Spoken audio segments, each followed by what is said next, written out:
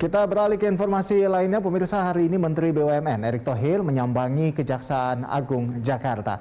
Erick Thohir diinformasikan akan memberikan kesaksian terkait kasus Garuda Indonesia dengan Kejaksaan Agung. Erick Thohir tiba di Kejaksaan Agung sekitar pukul 11.34 waktu Indonesia Barat. Dan tentunya ini juga saya harapkan dukungan dari media juga bahwa BUMN yang bersih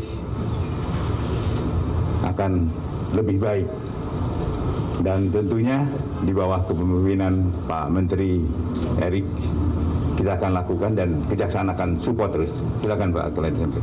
Assalamualaikum warahmatullahi wabarakatuh. Tentu kepada Pak Jaksa Agung serta seluruh jajarannya, kami Kementerian BUMN mengucapkan terima kasih yang sebesar-besarnya karena sinkronisasi yang kita lakukan sejak awal, kami sangat merasakan manfaatnya. Karena tidak mungkin transformasi BUMN itu tidak didukung oleh Kejaksaan Agung. Apalagi dengan konsep daripada program bersih-bersih BUMN.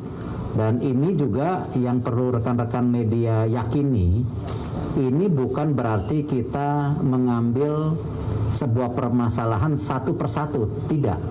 Tapi ini program besar yang kita sudah sepakati sejak awal tahun. Nah, karena itu kenapa banyak bergulir sekarang program-program pembersihan yang ada di BUMN yang dipimpin langsung oleh Pak Jaksa Agung. Seperti yang tadi disampaikan mengenai Jiwasraya dan Asabri. Tentu konteks lainnya hari ini Garuda. Garuda ini sedang tahap daripada restrukturisasi. Tetapi yang kita sudah ketahui juga secara data-data valid, memang dalam proses pengadaan pesawat terbangnya, leasingnya, itu ada indikasi korupsi dengan merek yang berbeda-beda. Nah, khususnya hari ini memang yang disampaikan Pak Jaksa Agung adalah ATR 72600. Nah, ini yang tentu juga kami serahkan bukti-bukti audit investigasi. Jadi bukan tuduhan, karena kita sudah bukan eranya saling menuduh, tetapi mesti ada fakta yang diberikan. Dan saya terus terang Pak Jaksa Agung dan seluruh jajaran, saya mengucapkan terima kasih bahwa selama ini dalam tentu tidak hanya hal Asabri Jiwasraya, tapi hari ini Garuda dari pihak Kejaksaan Agung terus mendampingi kami. Karena penting buat kami adalah tadi transformasi daripada administrasi yang bisa dipertanggungjawabkan. Terima kasih. Pak Erick, Pak, sebelum Bapak ke sini, Pak, saya Yudi Pak dari Forum Terkini. Pak, sebelum Bapak ke sini, pihak Jaksa Penyidik Tindak Pidana Khusus sedang melakukan penyelidikan terkait dugaan korupsi di Garuda. Nah, ini apakah kedatangan Bapak ini untuk memberikan data-data baru terkait dugaan korupsi yang sekarang tengah diselidiki oleh Kejagung sendiri? Yang kedua, tadi Bapak bilang ada pengadaan pesawat, leasing. Nah, kalau boleh tahu dugaan kerugian negara berapa Pak nilainya Pak? Kalau dugaan nanti kan itu masih dugaan, lebih baik nanti dari pihak kejaksaan yang menyampaikan setelah tentu angka-angkanya confirm. Yang kedua tentu itu yang disampaikan tadi, kita sinkronisasi data. Dan ini kita harapkan juga tidak hanya untuk kasus Garuda. Ini banyak juga hal-hal lain yang kita akan dorong ke kejaksaan untuk kasus-kasus di BUMN. Agar tadi ini merupakan program yang menyeluruh. Tidak hanya satu-satu isu diambil, tetapi program yang menyeluruh yang dilakukan oleh kejaksaan bekerja sama dengan BUMN, baik berupa pendampingan dan penegakan hukum. Dan saya rasa sudah saatnya memang oknum-oknum yang ada di BUMN harus dibersihkan. Dan inilah memang tujuan utama kita, terus menyehatkan daripada BUMN tersebut. Dan ini, sorry, tadi ada data-data dari juga melibatkan dari institusi lain ya, dari BPKP ya, karena ini bagian dari audit pemerintah itu kan BPKP. Untuk manajemennya untuk leasing pesawat ini manajemen kapan ya Pak ya? Kenapa? Untuk manajemennya sendiri kapan Pak? Artinya kenapa nanti terjadi di masanya siapa? Mungkin Pak Jaya tambahin Pak, silakan.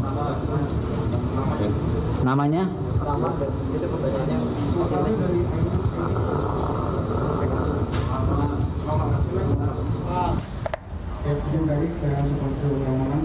Society. Perihal tadi Pak Erik leasing pesawat itu terjadinya di masanya siapa? Di manajer Pak.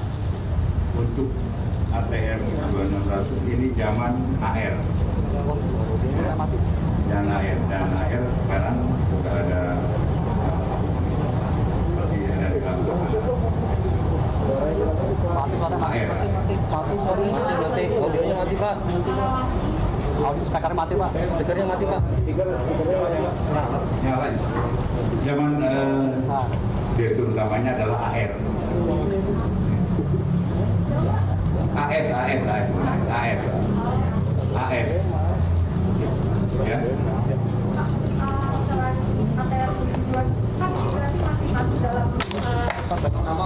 Saya Fatia dari Bloomberg. Ini kan berarti masih masuk dalam program restrukturisasinya Garuda karena masih dalam tahap pembicaraan dengan leaser, Pak. Selain ATR 72600, apakah ada potensi lagi yang sedang diperhatikan oleh government untuk bisa mungkin nggak ini malah mempersulit proses restrunya nanti dengan leaser, Pak? Ya, silakan. Jadi gini, kalau pengembangan pasti dan insya Allah tidak akan berhenti di sini, ya akan kita kembangkan sampai benar-benar Garuda ini bersih. Silakan Garuda.